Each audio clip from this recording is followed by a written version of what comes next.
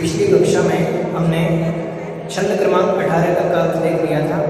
आज देखेंगे छंद क्रमांक 19 और 20 का अर्थ और दोनों का उच्चारण देखेंगे। देखें छंद क्रमांक 19 उच्चारण।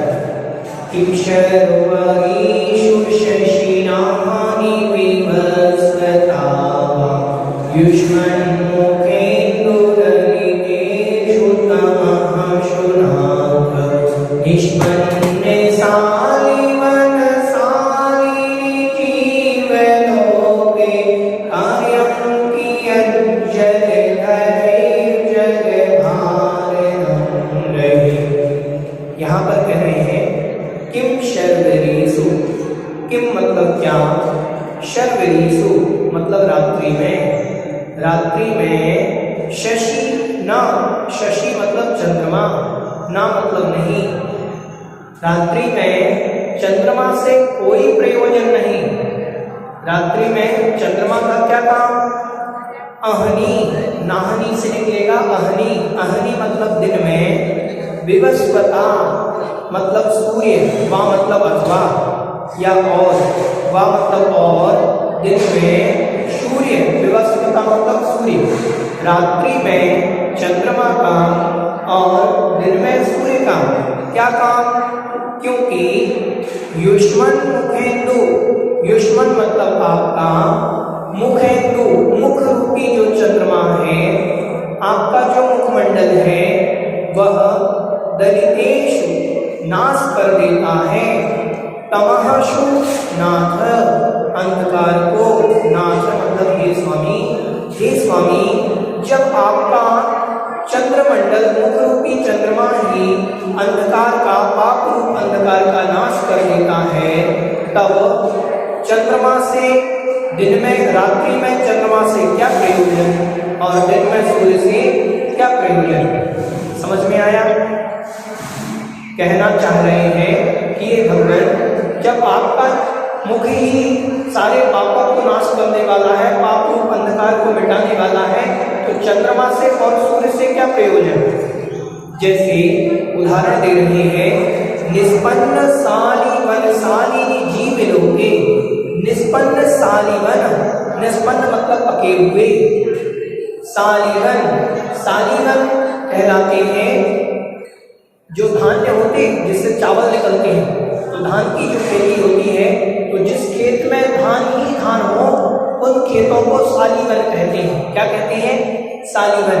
ऐसे जो सालीवन पक गए हों, पके हुए सालीवन, सालिनी, सालिनी मतलब शोभायमान हो रहे हैं जीवलोके इस संसार में। इस संसार में जब धान्य के खेत पक गए हों तब कार्यम के क्या कार्य, क्या काम, किनका, जलधरैर बादलों का, बादलों का तब क्या काम, कैसे बादलों का, जल भार नम्रहि, जल के भार से झुके हुए। जल के भार से झुके हुए मतलब जैसे बादल आ जाते बारिश के पहले, बारिश के पहले बादल छा जाते हैं, तो जल भार नम्रहि, जल भार से झुके हुए बादलों से तब क्या काम, जब धान्य पक गया हो। धान्य पकने के पहले पानी चाहिए होता है, धान्य पकने के बाद पानी का कोई काम नहीं होता। ऐसे ही हे भगवान जब आपका मुख ही सारे पाप को नाश करने वाला है, तो सूर्य चंद्रमा से क्या प्रयोजन। समझ में आया। इस प्रकार से छंद क्रमांक 19 का अर्थ हुआ। अर्थ ले लेंगे। ओम ह्रीं सकलकालश्लोषनिवारणाय क्लीं महावीर्यप्रशिकाय श्री कृष्णाय हरिघं नवपामि की नमः। छंद क्रमांक 20 उच्चारण देखेंगे।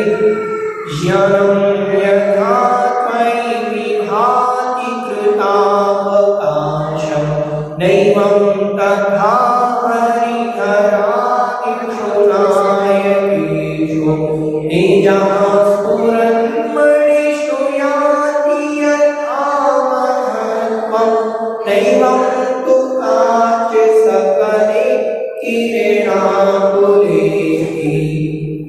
कह रहे हैं ज्ञानम यथा, जैसा ज्ञान, यथा मतलब जैसा, ज्ञानम मतलब ज्ञान, त्वयि विभाति आप में शोभा को प्राप्त है।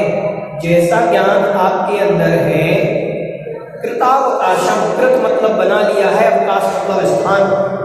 ऐसा ज्ञान जिस ज्ञान ने आपके अंदर स्थान बना लिया है, ऐसा ज्ञान ना एवं तथा हरिहरादिषु, ना मतलब नहीं, एवं मतलब इस प्रकार का, तथा मतलब वैसा, हरि हर आदिषु, हरि मतलब होते हैं विष्णु, हर मतलब होते हैं शंकर, आदि मतलब ब्रह्मा आदि, इनमें इन नायकेशु, इन नायकों में, इनमें, इन देवताओं में ऐसा ज्ञान नहीं पाया जाता जैसा ज्ञान आपके अंदर है।